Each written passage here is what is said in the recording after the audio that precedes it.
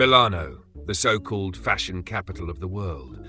For anyone who isn't a cat, this might sound exciting. Glamour, style, sophistication. But for me, Fluffy, it was a living hell of human pretension and overpriced nonsense. The air reeked of perfume so strong it could stun a rhino, and every corner was swarming with people who looked like they walked straight out of a glossy magazine. Maurice the fucking dingbat was practically vibrating with excitement. Emma? Don't get me started. A lost cause. She had that look in her eyes, the one that screamed, "We're about to do something stupid and expensive." Vandalf had barely rolled to a stop before she was out the door, declaring, "We're going shopping, boys." Shopping. A human activity that somehow combines stress, overspending, and unnecessary walking into one mind-numbing ordeal. The horror, the pure fucking horror. Emma had barely stepped into the first shop when the trouble began. It was one of those places where the salespeople look at you like you've just rolled out of a dumpster if you're not draped in designer logos. The moment she approached the counter, the sales assistant, a woman who had clearly perfected the art of sneering, eyed Emma up and down like she was a walking charity case. "Can I help you?" the assistant asked, her tone dripping with condescension. "Yes, I'd like to see this scarf," Emma said, pointing to a display case. The assistant didn't even try to hide her smirk. "Are you sure? It's quite expensive."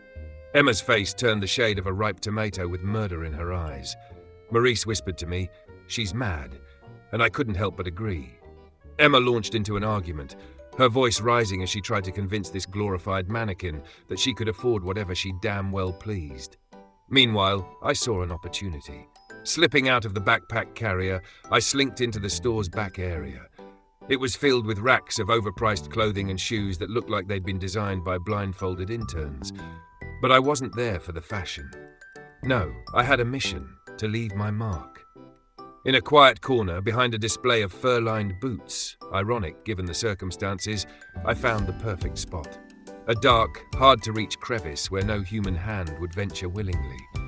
And there, with all the grace of a spiteful deity, I took a steaming dump. They would never be able to pinpoint the smell. Serves you right for being condescending towards Emma, I thought. As I returned to my carrier, Emma was still mid-rant. Maurice leaned over and whispered, "What did you do?" "Nothing," I replied, curling up smugly. "Just some creative redecorating." Eventually, Emma stormed out of the shop, dragging us behind her. "Can you believe that woman?" she fumed. "The nerve!" "Oh, we believe it," I muttered, hiding my satisfaction. But my small victory was short-lived. Emma, determined to salvage her shopping spree, dragged us into another boutique. This one was gaudier than the first, with gold accents everywhere, and music so loud it felt like an assault on my whiskers. That's when I saw it, the display of pet accessories. Maurice gasped, his eyes lighting up. "Fluffy, look! Collars! Fancy ones!" "Oh no," I muttered, feeling a cold dread settle in my stomach. Emma spotted them too. "Oh, these are adorable," she cooed, picking up two matching collars.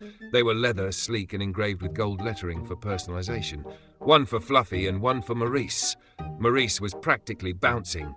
"They're so shiny!" I wanted to die. "Shiny?" "Maurice, they're shackles, literal shackles with our names on them." But Emma was already at the counter, having our names and her contact information inscribed on the tags. When she placed the collar around my neck, I glared at her with all the disdain I could muster. "This," I hissed to Maurice, "is treason." Maurice, on the other hand, was over the moon. "Look at me, Fluffy! Don't I look fabulous?" "You look like a sellout," I snapped, clawing at my new accessory. "This is an outrage."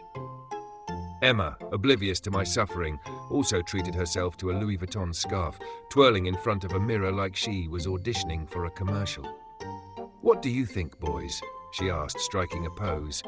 "I think I've died and gone to hell," I muttered. The final blow came when we exited the boutique, Maurice strutting like he was on a catwalk, Emma clutching her scarf and me plotting my revenge. This wasn't just a shopping trip, it was a humiliation parade. But I will get my revenge. That scarf would be the perfect toilet roll after I do a dodo. Milano was chaos wrapped in glitter, dipped in espresso, and set loose in a city where even the pigeons wear designer scarves. And if you've made it this far, dear listener, congratulations. You've survived another one of my outrageous tales. Seriously, give yourself a pat on the back. You've earned it. Listening to me rant and rave about the dumpster fire that is my life isn't for the faint of heart. Now, while Emma's busy twirling in her overpriced scarf and Maurice is staring at his new collar like it's a Nobel Prize, I need a moment to level with you. Yes, you. The one watching this video. Don't think I don't see you sitting there, sipping your coffee, probably in pajamas that haven't seen the inside of a washing machine in weeks. You're my people. And since we're all friends here, I have a small favor to ask. Like, share, subscribe. It's not rocket science, folks. Just a couple of clicks, and you'll be ensuring that my misery, sarcasm, and biting commentary continue to grace your screen. You're welcome, by the way.